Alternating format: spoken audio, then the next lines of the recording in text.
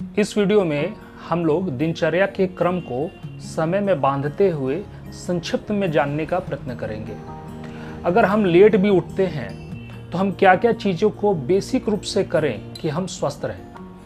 अगर मेरी मेहनत सार्थक लगती है आपको तो कृपया कर इस वीडियो को लाइक, सब्सक्राइब और शेयर ज़रूर करें।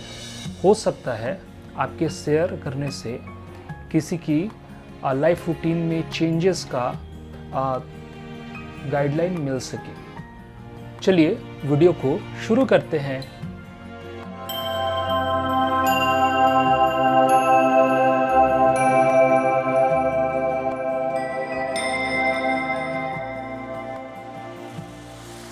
नमस्कार मित्रों, अगर आप वास्तविक दिनचर्या के वीडियो को देखना चाहते हैं तो ऊपर आई बटन पे जो लिंक आ रहा है आप उस पर क्लिक कीजिएगा तो वह वीडियो देख सकते हैं। वह वीडियो काफ़ी लंबा है और इसीलिए मुझे शॉर्ट में इसको बनाने की ज़रूरत पड़ रही है। तो चलिए इस वीडियो में आजकल का जो हमारा लाइफ स्टाइल है उसको ध्यान में रखते हुए दिनचर्या के क्रम को वो बताया गया है और किन किन चीज़ों को हम कम से कम करें कि हमारे इंद्रिय मतलब कि सेंस ऑर्गन, हमारा शरीर और मन मतलब मोटे तौर पे बहुत अच्छा नहीं तो कम से कम स्वस्थ रहे, कि हम अपने लाइफ को कंटिन्यू कर सकें। यह वीडियो जो है विशेषकर वैसे लोगों के लिए है जो लेट से सोकर उठते हैं, जैसे कोई रात में काम करते हो या कोई ऐसे बच्चे जो रात में पढ़ते हों।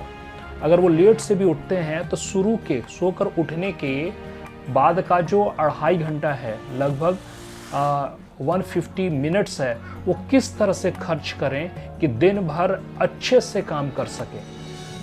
तो सबसे पहले हमारा जो नंबर आता है ब्रह्म मुहूर्त जागरण। देखिए दोस्तों, मुहूर्त का मतलब होता है 45 मिनट्स और ब्रह्म मुहूर्त का मतलब होता है वैसे 45 मिनट्स जिसमें आप दिन भर जो आपको कार्य करना है, जिससे आपका उन्नति होना है, वैसी चीज़ों का आप प्लान कर सके।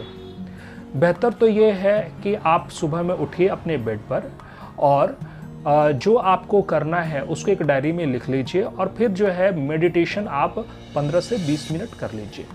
उसके बाद शरीर का विचार करते हुए शौच क्रिया पे जाइए। शौच क्रिया के जाने के बाद जो है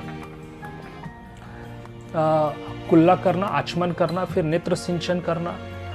नेत्र सिंचन के लिए हम लोग क्या करते हैं कि मुंह में पानी को पूरा भर लेते हैं और दोनों हाथ में पानी लेकर आँख पे झपकी देते हैं।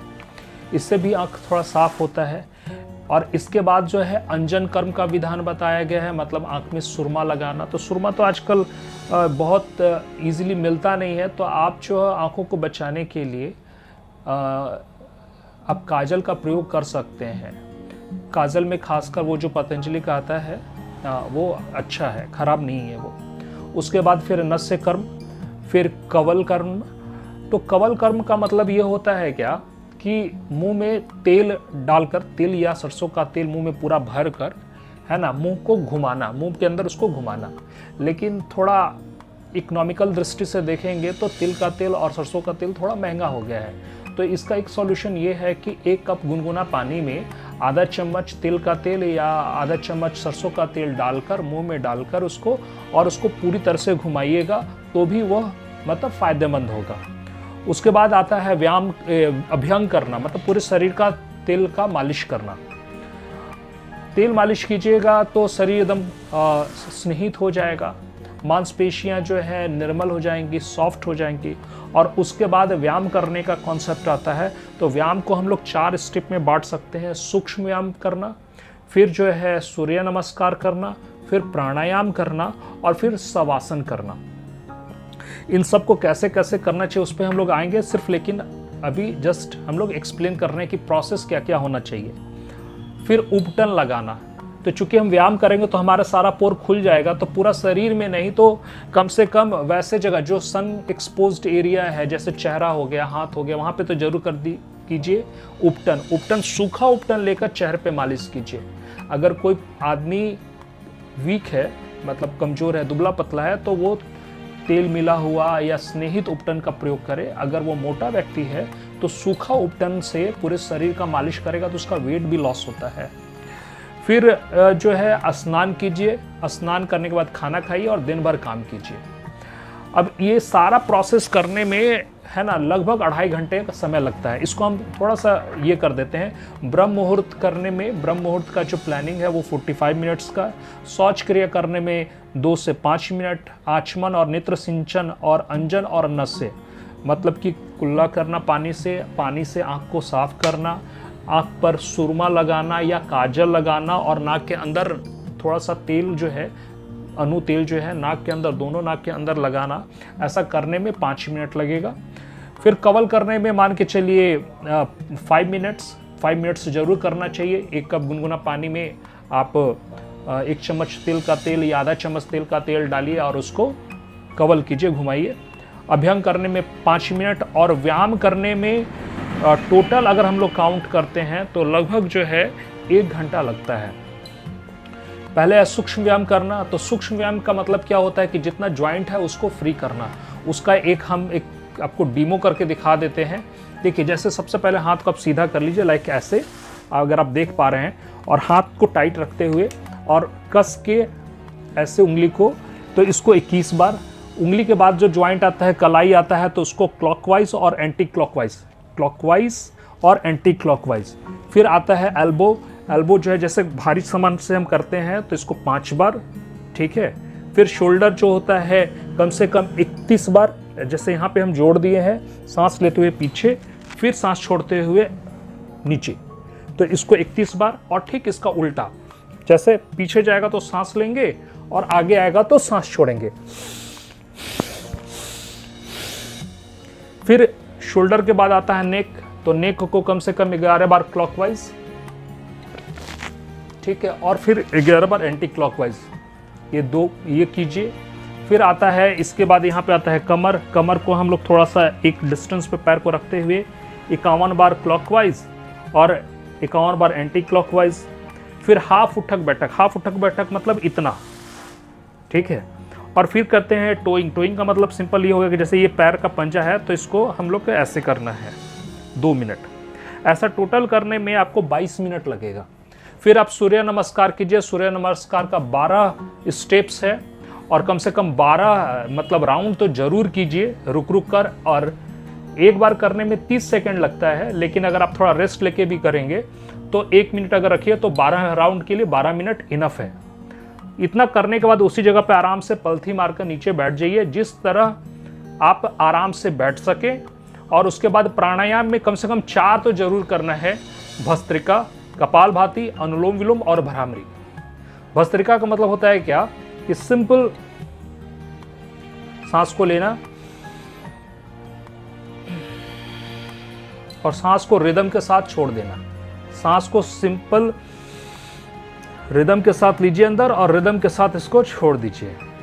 इसको 8 मिनट कीजिए। भस्त्रिका के बाद आता है कपालभाति। जैसे ये मेरा नाभि है, अगर आप देख पा रहे हो तो, ठीक है, जैसे मैं खड़ा हो जाता हूं तो ये मेरा नाभि है। इसको सिंपल स्ट्रोक में बैठ के पलथी से आराम से 5 मिनट कीजिए, ये काफी है, इनफ है। और फिर अनुलोम विलोम, ये हमारा दाहिना हाथ है, दाहिना हाथ से दाहिने नॉस्ट्रिल को दबाइए, इधर से सांस लीजिए, फिर इसको दबाते हुए इधर से सांस छोड़ दीजिए, फिर इधर से सांस लीजिए, फिर इधर से छोड़ दीजिए। इसको 8 मिनट कीजिए। भ्रामरी करना है फिर, तो भ्रामरी जो हम लोग करते हैं क्या कि इसको त्राटक के बीच में ऐसे, ठीक है,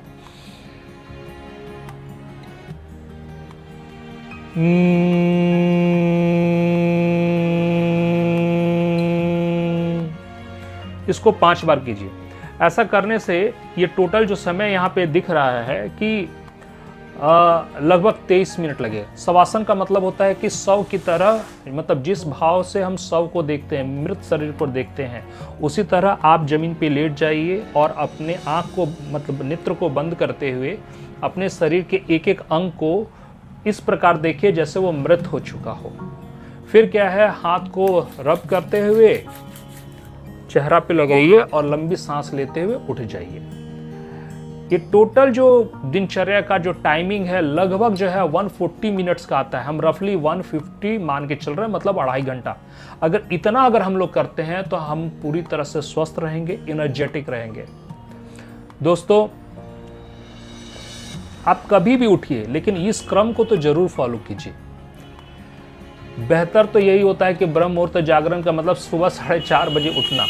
लेकिन मान लीजिए कि जिससे हमारा रोजी रोटी चल रहा है, जिससे मेरा जीवन चल रहा है, अगर मेरा वो रूटीन ही उसका ऐसा है कि हम रात को जगना पड़े, तो कम से कम आप इतना जरूर कीजिए जिससे आपका शरीर और मन पूरी तरह से स्वस्थ हो, इंद्रियां भी स्वस्थ रहें। इसीलिए अंजन का मतलब नाक के अंदर सुरमा लगाने का, नाक के अंदर अनु तेल डालने का, मुंह के अंदर तिल का तेल का संचारण करने का विधान बताया गया। ये प्रतिदिन करने योग्य है। सुरमा लगाना हो सकता है कि हिंदुइज्म में बहुत ज़्यादा फॉलो नहीं करता हो, लेकिन पंचकर्म वगैरह में जो लोग करते हैं या फिर किसी विशेष पूजा में जैसे नवरात्रा वगैरह में देखते होंगे कि घर में लोग लगाते हैं, शायद ये इसकी उपयोगिता को समझते होंगे, तभी इसका विधान बनाया गया है। आप लोग भी कोशिश कीजिए जितना हो सके उतना करने का। नमस्कार, धन्यवाद।